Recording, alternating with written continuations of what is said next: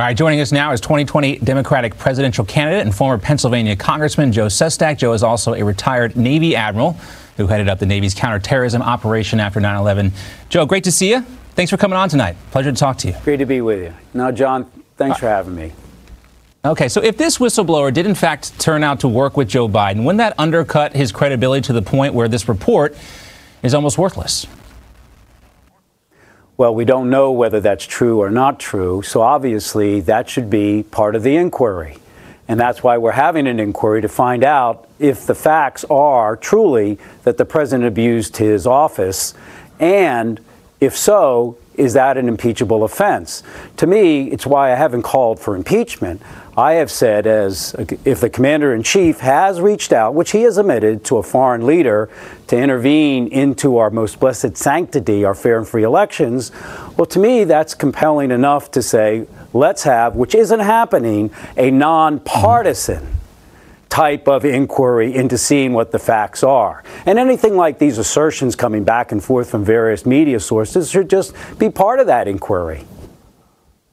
Yeah, Joe, we were going to ask you that question. So you don't fully support this impeachment inquiry?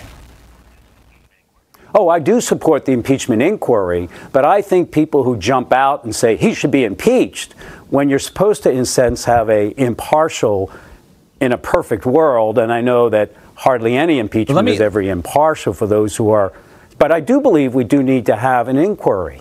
Look, in the military you learn, expect what you inspect. But Joe, let me ask you this. Let me just clarify a little bit my question. I don't think there's anything wrong with accountability. And yes, I'm so sorry. Go ahead. The way things are proceeding right now, without this formal vote to begin the formal impeachment inquiry, which a lot of Republicans say makes it at this point illegitimate, do you think Nancy Pelosi is making a tactical mistake at this point by not calling for that vote? You know, if it doesn't mandate you must have a vote, then that's her decision.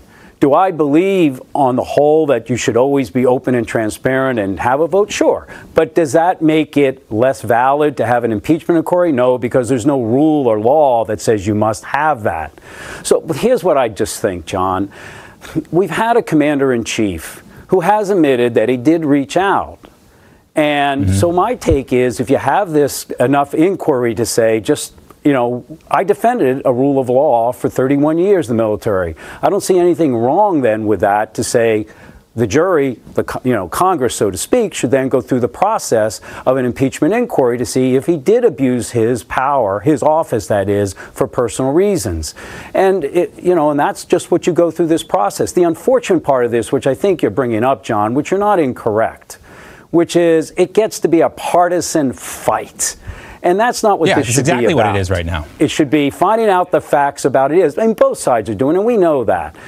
And, that's discouraging as a military guy. But I do believe you still go through the process which our forefathers set up of the Constitution, and you walk it through, you go through it, and have the outcome be what it might. And if you're not worried about, if you're willing to be accountable, you shouldn't be worried about the process. Well, this is being tried now, basically, in the court of public opinion, and there are new details every day. Yes. Let's leave that aside, Joe, because I do want to talk to you while we have a couple minutes left here to talk about Syria and this whole situation in Turkey. Newsweek is now reporting that Turkey accidentally bombed U.S. Special Forces during an operation they're calling Operation Peace Spring.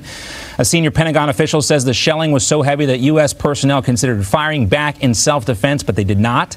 This comes just one day after President Trump told President Erdogan, the Turkish president, that he would withdraw troops from certain positions there. Do you think this was an accident?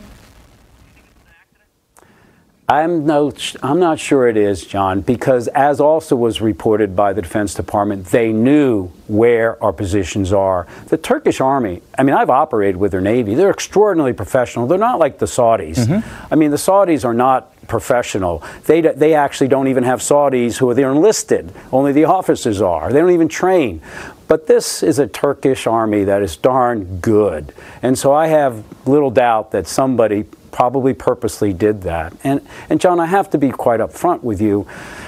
Look, I don't think we were right at all to just say to these Kurdish, tens of thousands of them, who helped us fight ISIS, that we're no longer here with you, and to back away.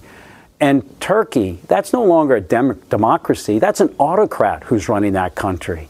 And he was very open about what he was going to do. And I think we've abandoned an ally. And I'm very worried about this, because what does it say to others? And one point, if I might, John, when I arrived in the Arabian Sea in command of an aircraft carrier battle group, I did strikes there, but there was 20 international ships who were part of our armada. They came from all over the world to join us after 9/11. We need our allies, and we shouldn't just be abandoning them like this. Well, many people would say Turkey's abandoned us as an ally, a NATO ally. They're certainly not acting like it. Joe Sestak, thank you so much for your time, sir. Great to see you. Good luck out there on the campaign trail. Thanks for having me aboard. Thank you, sir. All right. Great to have you. You just watched Newsmax TV, America's fastest growing news channel, now in 65 million homes. Get Newsmax TV on all the major cable systems, or go to newsmaxtv.com and click on the Find Newsmax tab to locate us. Remember, Newsmax TV, where real news for real people.